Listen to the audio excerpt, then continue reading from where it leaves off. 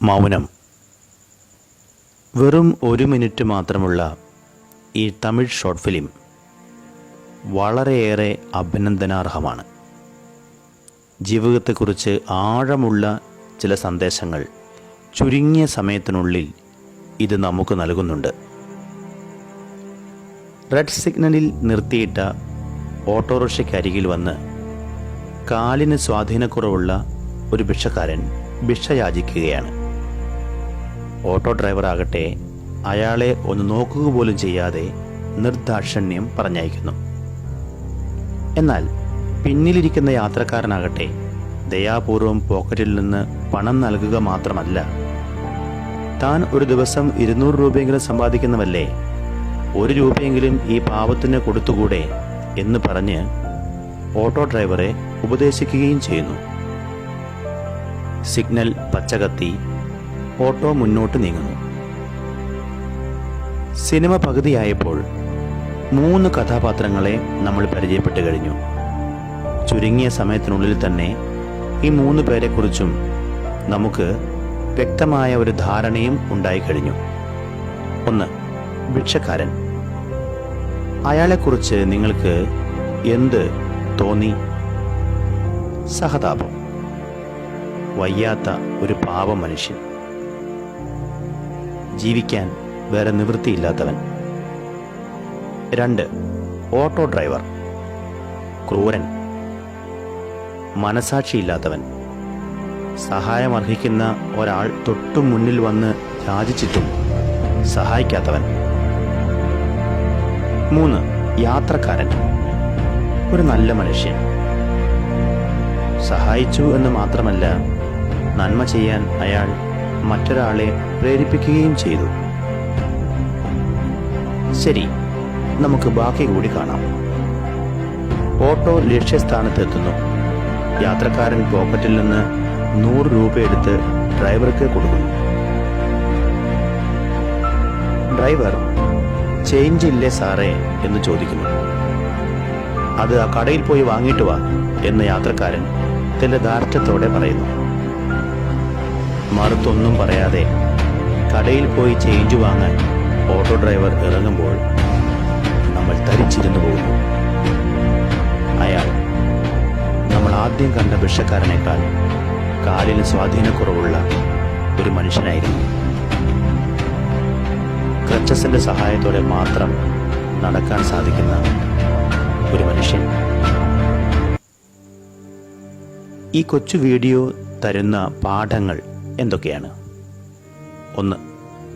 ആരെയും പെട്ടെന്ന് വിധിക്കരുത്. നമ്മൾ കാണുന്നത് പോലെയാവില്ല കാര്യങ്ങൾ. ഒരു മറുവശം എപ്പോഴും ഉണ്ടാവാം. നമ്മൾ നല്ലവർ എന്ന് കരുതിയവർ യഥാർത്ഥത്തിൽ നല്ലവരോ, ദുഷ്ടർ എന്ന് കരുതിയവർ ദുഷ്ടരോ ആകണം എന്നില്ല. 2. എല്ലാറ്റിനും എല്ലാവരോടും മറുപടി പറയണം എന്നില്ല. ചിലപ്പോഴൊക്കെ മൗനമാണ് ഏറ്റവും നല്ല മറുപടി. ഇതിൽ ഓട്ടോ ഡ്രൈവറായി അഭിനയിച്ച കഥാപാത്രം ആകെ ഒരു ഡയലോഗ് മാത്രമേ പറയുന്നുള്ളൂ എന്ന് നിങ്ങൾ ശ്രദ്ധിച്ചു കാണും. ചേഞ്ച് ഇല്ലേ സാറേ എന്ന്. സത്യത്തിൽ അയാൾക്ക് നല്ല ചില ഡയലോഗുകൾ പറയാൻ അവസരങ്ങൾ കിട്ടിയതാണ്. കൃത്യമായി പറഞ്ഞാൽ 3 നല്ല അവസരങ്ങൾ. 1. ഭിക്ഷക്കാരനോട്. തൻ്റെ കാലിന് വയ്യ എന്ന് ഓട്ടോറിക്ഷയുടെ അരികിൽ വന്ന് കണ്ടിട്ടും നാണമില്ലാതെ തന്നോട് ഭിക്ഷ യാചിച്ച അയാളെ വേണമെങ്കിൽ ഓട്ടോ ഡ്രൈവർക്ക് മറ്റുള്ളവരുടെ മുന്നിൽ വെച്ച് തന്നെ നന്നായി ഒന്ന് കളിയാക്കി വിടാമായിരുന്നു. അയാൾ അത് ചെയ്തില്ല. 2. യാത്രക്കാരനോട്. അയാൾ ഉപദേശിച്ചപ്പോൾ തനിക്ക് ഭിക്ഷക്കാരനേക്കാൾ കാലിന് സ്വാധീനക്കുറവുണ്ടെന്നും അയാൾക്ക് തന്നെ പോലെ പണിയെടുത്ത് ജീവിച്ചുകൂടെ എന്നുമൊക്കെ പറഞ്ഞ് താനൊരു മിടുക്കനാണ് എന്ന് യാത്രക്കാരൻ്റെ മുന്നിൽ സമർത്ഥിക്കാമായിരുന്നു. അയാൾ അതും ചെയ്തില്ല. 3. യാത്രക്കാരൻ ചേഞ്ച് വാങ്ങിക്കൊണ്ടുവരാൻ പറഞ്ഞപ്പോൾ തനിക്ക് കാലിന് വയ്യാത്തതാണെന്നും അയാൾ തന്നെ പോയി വാങ്ങിക്കൊണ്ട് വരണം എന്നുമൊക്കെ പറഞ്ഞ് യാത്രക്കാരനെ കൊച്ചാക്കാമായിരുന്നു. എന്നാൽ അതൊന്നും ചെയ്യാതെ നിശബ്ദനായി തൻ്റെ ക്രച്ചസ് എടുത്ത് ചേഞ്ച് വാങ്ങാൻ അയാൾ ഇറങ്ങുമ്പോൾ നിശബ്ദരാകുന്നത് നമ്മളാണ്. നമ്മളൊക്കെ പഠിച്ചു വെച്ചിരിക്കുന്നത് ഏറ്റവും അധികം ഡയലോഗുകൾ പറയുന്ന ആളാണ് ഹീറോ എന്നാണ്. എന്നാൽ അങ്ങനെ ആവണമെന്നില്ല. പറയാമായിരുന്ന ചില ഡയലോഗുകൾ മറ്റുള്ളവരെ മുറിവേൽപ്പിക്കാതിരിക്കാൻ പറയാതിരിക്കുന്നയാൾ യഥാർത്ഥ ഹീറോയാണ്. ജയിക്കാമായിരുന്നിട്ടും തോറ്റുകൊടുക്കുന്നയാൾ യഥാർത്ഥ ഹീറോയാണ്. മറുപടി ഉണ്ടായിട്ടും ചിലപ്പോൾ മൗനം മറുപടിയാക്കുന്നതും ഹീറോയിസമാണ്. പറഞ്ഞും വാദിച്ചും തർക്കിച്ചും ന്യായീകരിച്ചും ജയിക്കുന്നവനേക്കാൾ എത്രയോ എളുപ്പത്തിൽ മാന്യമായി മൗനം കൊണ്ട് ജയിക്കാം. തോൽവിയായി തൽക്കാലത്തേക്ക് വ്യാഖ്യാനിച്ചേക്കാമെങ്കിലും അതാണ് യഥാർത്ഥ ജയം.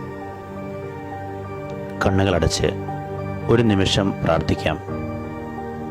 ദൈവമേ, മനസ്സിലാക്കപ്പെടുന്നവനേക്കാൾ മനസ്സിലാക്കുന്നവനും സംസാരിക്കുന്നവനേക്കാൾ കേൾക്കുന്നവനും ജയിക്കാമായിരുന്നിട്ടും തോറ്റുകൊടുക്കുന്നവനും കൃപയരുളേണമേ.